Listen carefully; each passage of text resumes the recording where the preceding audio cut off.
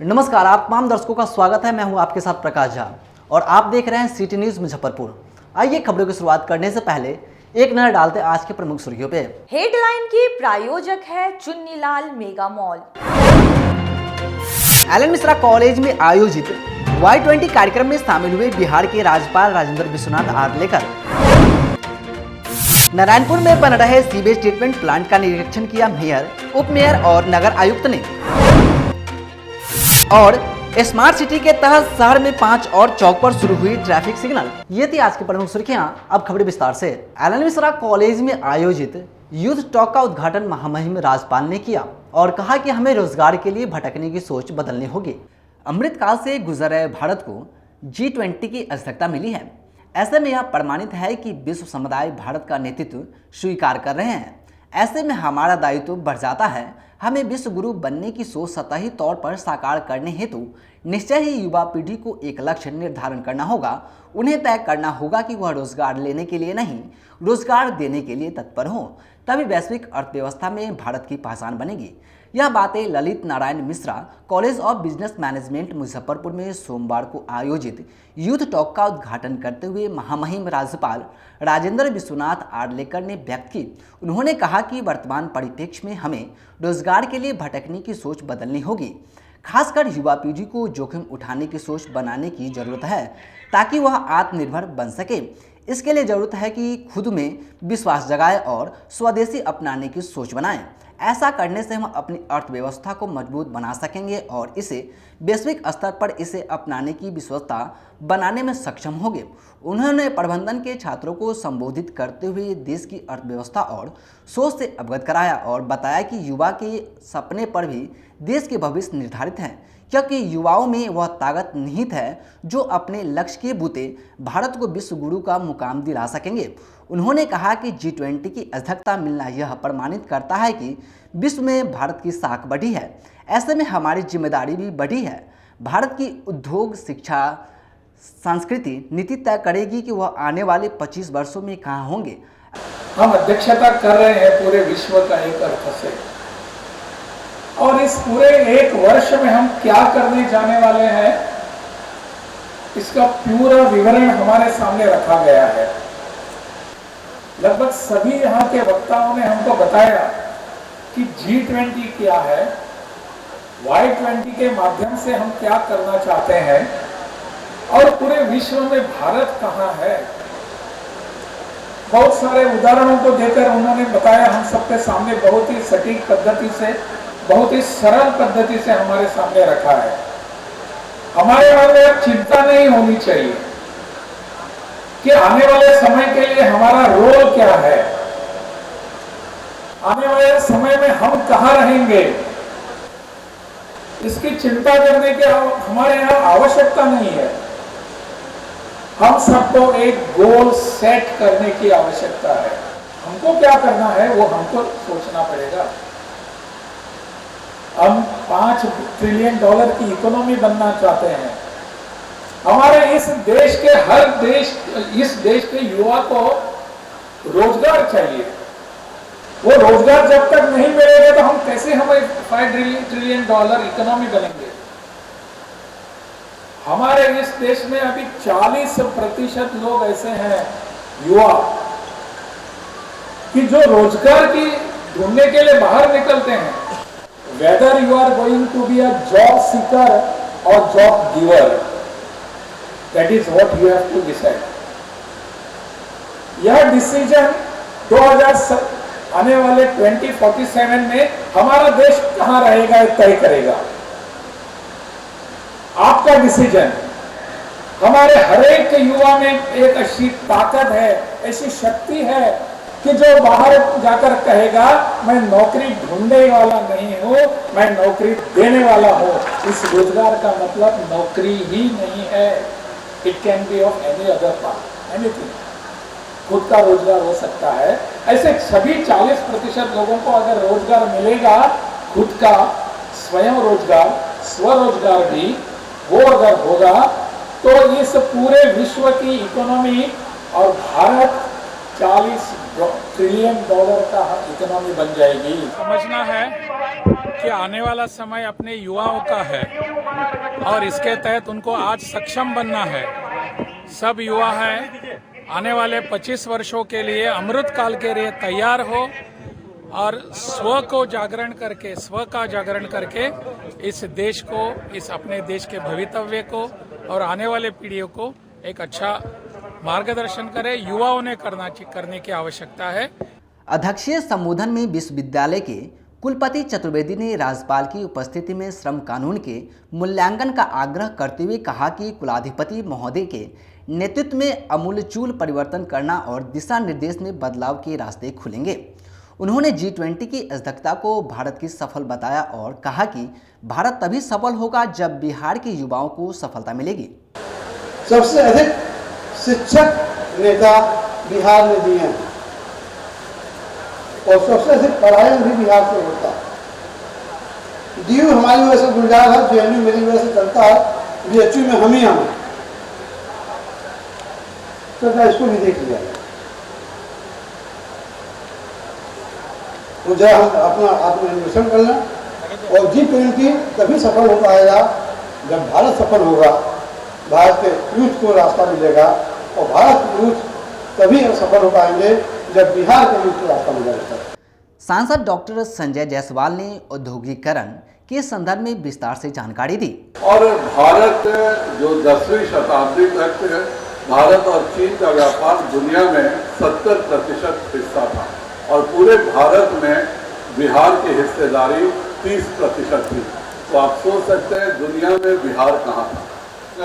जब हमारे पास division of labours हो गए तो ये इंडस्ट्रीज 2.0 था।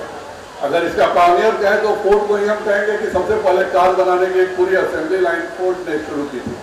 और यहाँ भी पहुँचने में जो हजारों साल बाद हम इंडस्ट्री 1 पहुँचे थे, ये हमें 200 वर्ष लगे कि ये अगर हम समय के साथ नहीं बदले तो समय हमें छोड़ करके चला जाएगा। और इसीलिए प्रधानमंत्री जी की चाहे वो PM कौशल विकास योजना हो, स्किल इंडिया मिशन हो, डिजिटल इंडिया हो, IDOT प्लेटफॉर्म्स हो, कर्मयोगी भारत मिशन हो, ये सारी चीजें जो हैं वो नए समय के लिए लोगों को तैयार होना है। ट्रांसफॉर्मेटिव टेक्नोलॉजीज है जिसको हम डिसरप्टिव टेक्नोलॉजी भी कहते हैं। 1 मिनट में सारा दुनिया बदल जाएगा। इन सब चीजों में जैसे आर्टिफिशियल इंटेलिजेंस है, इन सब चीजों को आप सबों को जानना होगा, समझना होगा। सिमुलेशन बेस्ड लर्निंग के स्कोप है, आप खुद सीख सकते हैं कि हमें क्या करना है। अगर ये प्रॉब्लम हुआ तो मेरा क्या हश्र होने जा रहा है, इसके लिए आपको बिजनेस में पैसे लगाने की जरूरत नहीं है। Allen Mishra college of business management के चेयरमैन नीतीश मिश्रा ने कहा कि संस्था की स्थापना और उपलब्धियों से लेकर G20 को संदर्भ में विस्तार से सदन को अवगत कराया। देखिए, ये पूरे अपने देश स्तर पर G20 के लगभग 200 से भी अधिक कार्यक्रम होने हैं। Y20 का एक अपना अलग शेड्यूल है, एक अपना कैलेंडर है और लगभग अभी 17-18 राज्यों में उनके कार्यक्रम हुए हैं। बिहार में युवा 20 का ये पहला कार्यक्रम था जिसमें युवाओं के साथ एक संवाद और पूर्णतः आने वाले समय में जब हम अमृतकाल की बात करते हैं तो अगला 25 वर्ष बहुत महत्वपूर्ण है। जब हम आज़ादी के 100 वर्ष को पूरा करेंगे तो आज के युवा ही अग्रणी भूमिका में रहेंगे। तो यूथ 20 उनको एक बेहतर प्लेटफॉर्म प्रदान करता है जहां वो अपने विचारों को साझा करते हैं। युवाओं के लिए कुछ संदेश नहीं, एकदम आप अपने जो महामहिम ने भी आज कहा कि आप अपने गोल को निश्चित कीजिए और जब आप अपने मंजिल को तय कर लेते हैं तो उस तक आप बेहतर तरीके से पहुंच पाएंगे और एक डिसाइडेड एम के तहत वो काम करें कि हर एक व्यक्ति का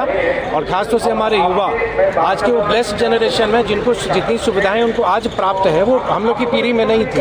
तो नॉलेज का वो इस्तेमाल करें और एक अपने लक्ष्य को प्राप्त करने की दिशा में आगे बढ़ें और वो अगर आगे बढ़ेंगे तभी हमारा देश भी आगे बढ़ेगा। नारायणपुर में बन रहे सीवेज ट्रीटमेंट प्लांट का निरीक्षण मेयर, उपमेयर, नगर आयुक्त समेत बुडको के इंजीनियर ने किया। शहरवासियों को 2024 में सीवेज ट्रीटमेंट प्लांट की सौगात मिलेगी।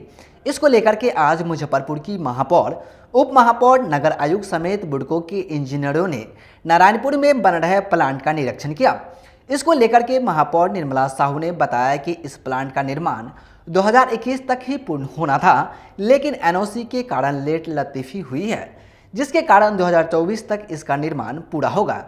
एसटीपी के निर्माण से शहर को जल जमाव से निजात मिलेगी और फर्दो नाले की भी सफाई हुई है। मेयर ने बताया कि बुडको द्वारा बनाए गए सम्राट अशोक भवन का भी निरीक्षण करने गए थे, लेकिन ठेकेदार द्वारा ताला मारा हुआ था, जिसके कारण सभी को बैरंग लौटना पड़ा। जल्द ही फिर से भवन का निरीक्षण होगा। उप महापौर डॉक्टर मोनालिसा ने बताया कि एसटीपी निर्माण का निरीक्षण किया गया है और प्रोजेक्ट से निर्माण इलाके के लोगों को जल जमाव से मुक्ति मिलेगी। साथ ही साथ फर्दो नाले की साफ सफाई से पूरे शहर को जल जमाव से निजात मिलेगी। वहीं सम्राट अशोक भवन के निरीक्षण को लेकर बताया कि कचरा डंपिंग समेत कई मुद्दे पर चर्चा हुई है।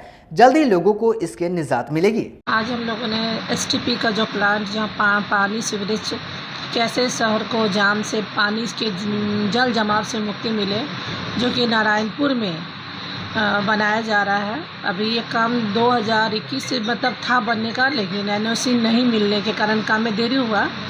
तो वहाँ के जो एग्जीक्यूटिव इंजीनियर ने कहा कि ये 2024 तक का काम ये पूरा कर लिया जाएगा। और ये हम लोग के शहर का जो आधा शहर का पानी, यानी कि जिला स्कूल से जो इस साइड का एरिया है, उससे पानी निकल कर के यहाँ से निकल कर वहाँ से जो प्लांट है उसमें से निकल के वो बगल में जाए, वहाँ पे जाएगा।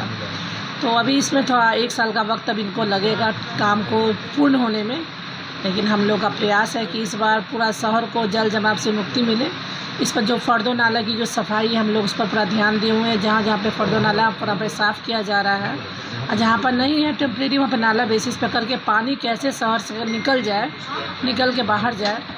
और हम लोगों ने सम्राट अशोक भवन के जो है उसका भी निरीक्षण किया। वहाँ पर हम लोग वहाँ पर गए थे, लेकिन वहाँ पर ठेकेदार के पास चाबी थी, हम लोग उसका निरीक्षण नहीं कर पाए।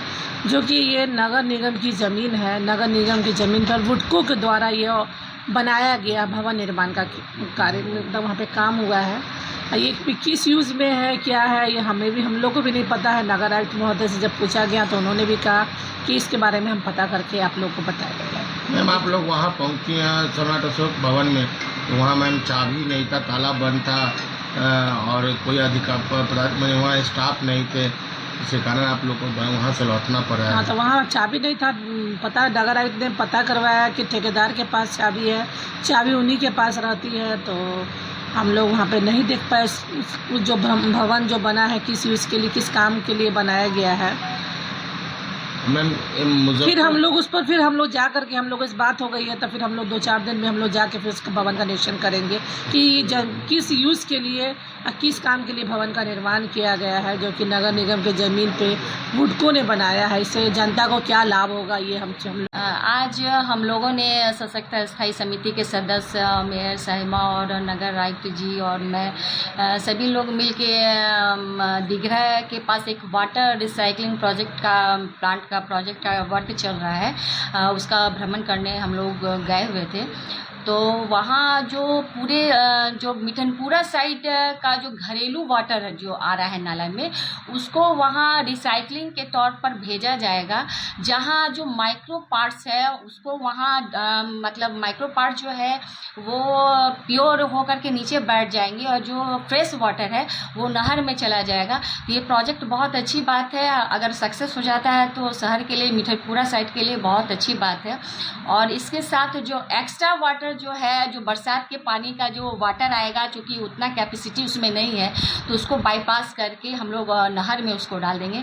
तो ये प्रोजेक्ट है, आगे देखिए 1 साल का डेडलाइन दिया गया है, 1 साल में इस प्रोजेक्ट को पूरा कर लिया जाएगा। तो बहुत हद तक मिठनपुरा के उधर की साइड के लोग जल जमाव से मुक्त हो जाएंगे। मैम, मिठनपुरा साइड के तो जल जमाव से मुक्ति मिल जाएगी, लेकिन इस साइड जो लोग और जो लोग हैं, जैसे आप पंकज मार्केट, गोला बांध रोड हो गया, अखाड़ा घाट हो गया, ये लोग हाँ, तो इधर के लोगों के लिए है कि फर्दो नाले की सफाई हो रही है और इधर के नाले के जितने भी वाटर हैं फर्दो से तो जोड़े गए हैं, तो फर्दो के थ्रू शहर से बाहर वो निकल जाएंगे। जिले में गर्मी का सितम जारी है।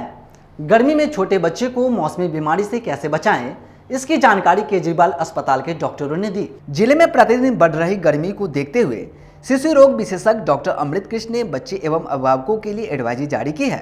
डॉक्टर ने बताया कि हाल के दिनों में गर्मी बढ़ने से बच्चे में डायरिया और सर्दी जुकाम के मामले बढ़े हैं। प्रतिदिन अस्पताल में डायरिया और सर्दी जुकाम से पीड़ित बच्चे इलाज के लिए आ रहे हैं। बदलते मौसम को देखते हुए अभिभावकों को सलाह दी है कि वह अपने बच्चों को ख्याल रखें, धूप में जाने नहीं दें, बच्चे के खान पान पर भी ध्यान रखें, बच्चों को साफ सुथरा और ताज़ा खाना ही खिलाएं, पानी उबालकर ठंडी पानी और मिनरल वाटर का बच्चे को सेवन कराएं, बच्चों को बासी खाना न खिलाएं, बच्चे को पका हुआ खाना ही खिलाएं, तबीयत खराब होने पर अविलंब चिकित्सकीय सलाह लें, किसी भी प्रकार पर बच्चे को दिक्कत होने पर घबराएं नहीं, डॉक्टर से दिखाएं। इस मौसम में अभिभावकों को बहुत ही सावधानी बरतने की आवश्यकता है। इस मौसम में जाकर बच्चे गर्मी के कारण बीमार होते जाते हैं। युवकों को बच्चे पर खास ध्यान देने की आवश्यकता है। गर्मी में सबसे ज़रूरी है कि बच्चे को हाइड्रेटेड रखा जाए, क्योंकि डिहाइड्रेशन सबसे कॉमन होता है इसमें। ORS का घोल पिलाना चाहिए। इन्फेक्शन भी बढ़ जाता है इसमें, जैसे डायरिया वगैरह है ये बढ़ जाता है। ठंडा पानी वगैरह पीते हैं बच्चे, तो उसमें ठंडा गर्म सर्द गर्म वगैरह जो होता है, सर्दी खांसी ये हो जाती है बच्चों को। इसमें ठंडा पानी ना पिलाएं। इन्फेक्शन बढ़ने का कारण है कि गर्मी में बैक्टीरिया का ग्रोथ ज़्यादा होता है, इन्फेक्शन ज़्यादा होता है। खाने में साफ़ सफाई रखना ज़रूरी है। पानी साफ़ रहना चाहिए, क्योंकि अगर पानी खाना साफ़ नहीं रहेगा तो डायरिया शुरू होगा। तो इन सब चीज़ों का ध्यान रखना है। गर्मी में बच्चों को बाहर ज़्यादा ना निकलने दें, धूप में लू लगने का चांस रहता है, तो उससे भी बचाना है। तो इन चीज़ों का ध्यान रखना है। अभी सर किस तरह का मतलब जो है बीमारी हो रहा है बच्चों को? सबसे कॉमन तो अभी डायरिया बहुत कॉमन हो गया है, जो डायरिया बहुत केस आ रहा है डायरिया का, और सर्दी खांसी का भी केस आ रहा है, क्योंकि बच्चे ठंडा पानी पी ले रहे हैं, आइसक्रीम खा ले रहे हैं ठंड में, तो उसकी वजह से इन्फेक्शन लग रहा है। तो इन चीज़ों का ध्यान रखना है। इसका क्या हाल है सर? इसका ES के केसेस अभी बहुत ज़्यादा तो नहीं आए हैं ऐसे कुछ नज़र में, तो अभी अब आगे देखते हैं कैसा रहता है। अभी तो लीची का सीज़न भी नहीं आया है, अभी तो शुरुआत है। अभी आगे आने वाले टाइम में देखा जाएगा कैसा रहता है। शहर में लोग गर्मी में फ्रिज का पानी पीने से बच रहे हैं और पुरानी परंपरा में जाते हुए घैले का शीतल जल पी रहे हैं। देखिए ये रिपोर्ट। जिले में गर्मी का सितम जारी है। भीषण गर्मी से बचने के लिए लोग तरह तरह के उपाय करते हैं। इससे सबसे अधिक शीतल पेयजल को पीने के लिए लोग परेशान रहते हैं। आमतौर पर तो घरों में फ्रिज का पानी लोग पीते हैं, लेकिन बीमारियों से बचने के लिए अब लोग पुरानी अवधारणा से जुड़ने लगे हैं। अब अपने घरों में लोग सुराही और घैले में पानी रखकर शीतल पानी पीना शुरू करने लगे हैं। लोगों की डिमांड को देखते हुए अब कुम्हार भी अत्याधुनिक सुराही और घैले बाजार में उतार दिए, जिसे खरीदने के लिए लोगों की भीड़ जुटी रही है। पड़ाव पोखर स्थित कुम्हार बताते हैं कि इस बार लोगों की डिमांड पर दूसरे राज्यों से अत्याधुनिक घैले मंगवा कर रखे हुए हैं, जिसकी कीमत 250 से लेकर 700 तक की है और लोग इसे पसंद कर रहे हैं, इसकी खरीदारी भी कर रहे हैं। जी, गर्मी में सुराही का बिक्री इस बार अच्छा है। लोग ठंडा पानी के लिए पीने के लिए सुराही मटका सब ले जा रहे हैं। इस बार राजस्थान का भी मटका आया है, जो कि काफ़ी ठंडा पानी रख रहा है, काफ़ी मजबूत भी है। लोग पहले का अपेक्षा इस साल लोग ज़्यादा मिट्टी का बर्तन अब पानी पीने के लिए इस्तेमाल कर रहे हैं। क्या कुछ फायदे हैं? जी, इसका पानी पीने से फ्रिज का जो पानी पीते हैं हम लोग का गला उसमें पकड़ लेता है, लेकिन ये मटका का पानी या सुराही का पानी पीजिएगा तो कभी गला नहीं पकड़ेगा। जितना भी ठंडा हो पी लीजिए, कोई दिक्कत नहीं है। और गला ना पकड़ेगा, ना सर्दी ना खांसी, कुछ नहीं होगा। फ्रिज का पानी में वो चीज़ नहीं हो। बिजली भी खर्चा होगा। और इससे है कि मिट्टी का बर्तन लीजिएगा तो अपना देश का इको फ्रेंडली है, देश के लिए है, देश की मिट्टी से बना हुआ है, देश में यूज होगा, बिजली बिल भी बचेगा, हर तरह का फ़ायदा इसमें होगा। कहीं से शरीर के लिए फ़ायदेमंद ही है। 42 को इसमें विटामिन मिट्टी में पाया जाता है, जबकि भट्टी लगने के बाद इसमें से 27 विटामिन बढ़ जाता है मिट्टी में, जो कि रिफाइन करके पानी को देता है। जो भी आयरन होता है मिट्टी में, पानी में, वो सब मिट्टी सोख लेता है और वो रिफाइन करके आपको ठंडा पानी देता है। छोटा फ्रिज इसको कहते हैं। अब समय चलता है एक छोटे से ब्रेक का। आप बने रहें और देखते रहें सिटी न्यूज़ मुजफ्फरपुर।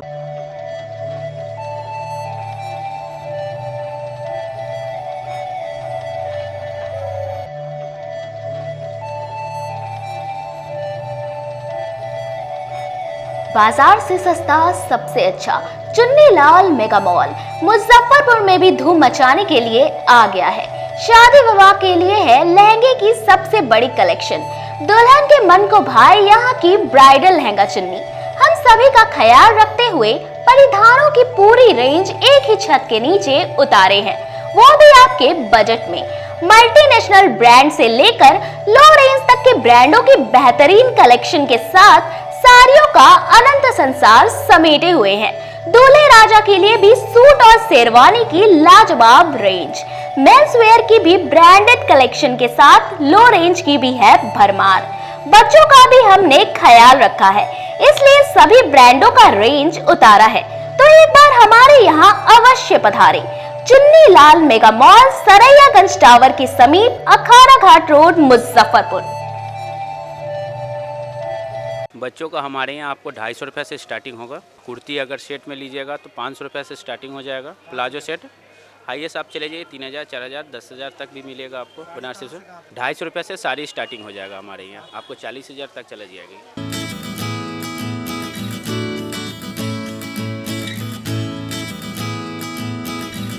सुनते हो जी, मुजफ्फरपुर शहर में ऐसा रेस्टोरेंट खुला है जो कि खाने के मेन कोर्स में नॉन वेज और वेज लेने पर आपको नान और तंदूरी रोटी फ्री देगा। अरे यह क्या कह रही हो? ऐसा कौन सा रेस्टोरेंट खुला है? होटल ग्रैंड फोर्ट रेस्टोरेंट, जो कि छाता चौक स्थित दामू चौक रोड में है। यह रेस्टोरेंट शहर में पहली बार ऐसा ऑफर लेकर आया है। हाँ, तो एक बार हम लोग अपने परिवार के साथ जरूर चलते हैं और इस ऑफर से हमारे जेब के पैसे भी बचेंगे। हाँ तो चलिए ना अपने परिवार के साथ, और आप लोग भी जाइए होटल ग्रैंड फोर्ट रेस्टोरेंट में और अपने पैसे को जरूर बचाएं। इसके अलावा इस रेस्टोरेंट में जन्मदिन या सभी प्रकार की शादी समारोह के लिए बैंकेट हॉल उपलब्ध है।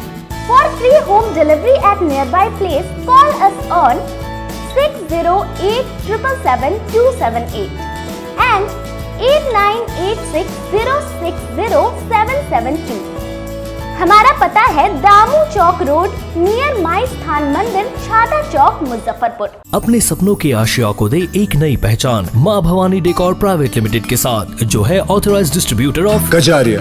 देश की मिट्टी से बनी टाइल से देश को बनाते हैं, और जहां मिलती है सभी प्रकार के Indian and imported granite, marble, sanitary एवं कोटा स्टोन का अनोखा एवं आकर्षक संग्रह। माँ भवानी डेकोर प्राइवेट लिमिटेड मतलब a complete floor solutions. New 0 mile Dadar road, Muzaffarpur. Call 9934753111। किताबों का विशाल संग्रह और 30 वर्षों से आपकी सेवा करता आ रहा है फॉर्म सम्राट किताब किंग ब्रांच 1, जो कि एक नए अंदाज में दीपक मार्केट के सामने थाना चौक, मोती झील रोड में खुल गया है।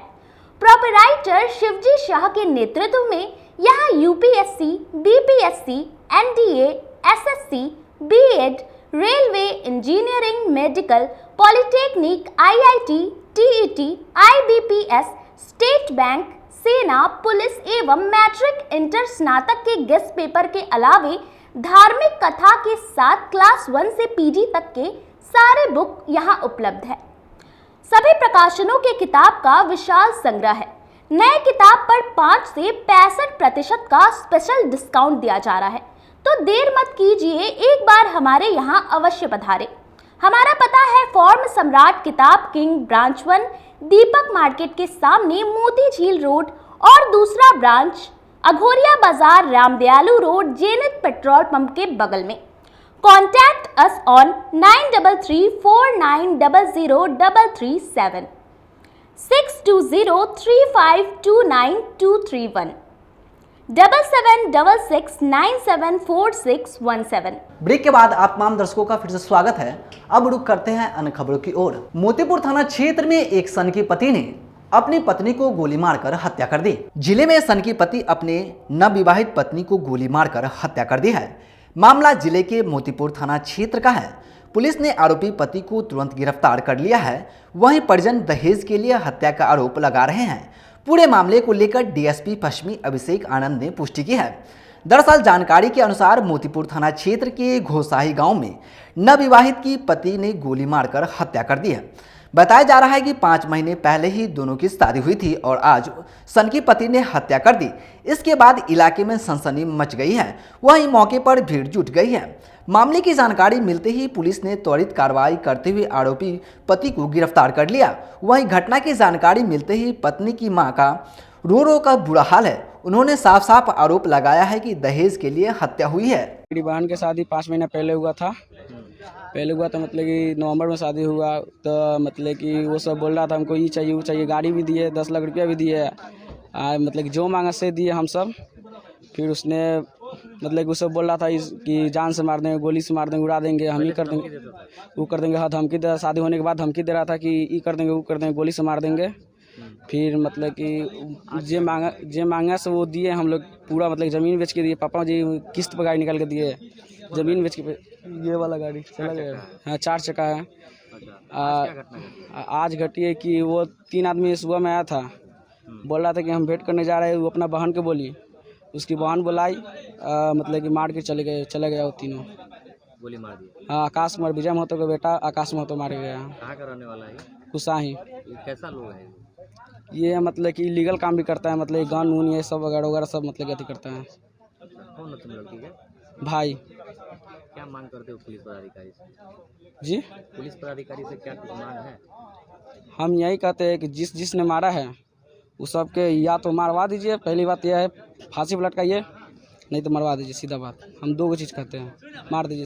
आज दोपहर का ये वाक़या है। मोतीपुर इलाके में एक पत्नी पे उसके पति के द्वारा फायर किया गया, जिसके त्वरित कार्रवाई करते हुए उसे अस्पताल में ले जाया गया, लेकिन वहाँ वो मृत थी।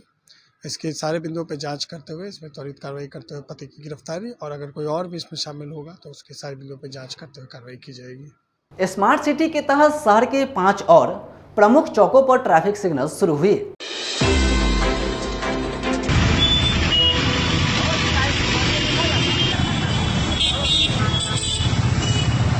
स्मार्ट सिटी योजना के तहत 5 रेड सिग्नल जो हम लोग आज शुरू हो रहा है, जिसमें जो आपको लक्ष्मी चौक हो गया, ब्रह्मपुरा थाना चौक हो गया, महिला थाना चौक हो गया, बनारस बैंक चौक हो गया और पक्की सराय चौक हो गया। बिहार के स्मार्ट सिटी में शामिल हुए मुजफ्फरपुर शहर में स्मार्ट ट्रैफिक सिस्टम एवं कंट्रोल के तहत शहर के 5 जगहों पर शुरू किया गया है। Red light signal system smart city के तहत स्मार्ट ट्रैफिक के तहत अब भी 8 जगहों पर ट्रैफिक कंट्रोल शुरू हुई है। नियम तोड़ने वाले को लेकर के कड़ा संदेश स्मार्ट कैमरे से किया जा रहा है। निगरानी मोबाइल पर जाएगा सीधा चालान। शहरी क्षेत्र के ब्रह्मपुरा चौक, लक्ष्मी चौक, महिला थाना मोड़, बनारस बैंक चौक और पक्की सराय में आज से किया गया इसको शुरू। आपको बता दें कि मुजफ्फरपुर शहर के स्मार्ट सिटी में शामिल स्मार्ट ट्रैफिक कंट्रोल के तहत यातायात व्यवस्था को अब भी और बेहतर करने और लोगों को इसके प्रति जागरूक करने को लेकर आज शहर के 5 जगहों पर इसकी शुरुआत कर दी गई है। धीरे धीरे पूरे शहर में 27 जगहों पर शुरू होगी। अब तक जिले में कुल 8 जगहों पर यह शुरुआत हो चुकी है, जिसमें कि कलमबाग चौक, इमली चट्टी चौक के अलावा शहर के मारीपुर में बीते दिनों शुरू किया गया था और इसके कारण शहर के ट्रैफिक कंट्रोल एक बेहतर होती जा रही है। ट्रैफिक के इंस्पेक्टर धर्मेंद्र कुमार ने बताया कि आज मुजफ्फरपुर शहर के ब्रह्मपुरा चौक, लक्ष्मी चौक, महिला थाना मोड़, बनारस बैंक चौक और पक्की सराय चौक पर आज इसकी शुरुआत कर दी गई है। लोगों से भी अपील भी किया गया है कि वह सभी इस बने ट्रैफिक नियम का पालन करें। धीरे धीरे यह ट्रैफिक नियम पूरे शहर में 27 जगहों पर शुरू हो जाएगी। वहीं आम लोग इसके प्रति जागरूक और नियमों के पालन करें, अन्यथा उनका चालान भी किया जाएगा। और यह पूरा system smart city integrated command control system से कंट्रोल हो रहा है, जहां से डिजिटल कैमरे की मदद से डिजिटल चालान किया जा रहा है। रेड सिग्नल जो हम लोग आज शुरू हो रहा है, जिसमें जो आपको लक्ष्मी चौक हो गया, ब्रह्मपुरा थाना चौक हो गया, महिला थाना चौक हो गया, बनारस बैंक चौक हो गया और पक्की सराय चौक हो गया।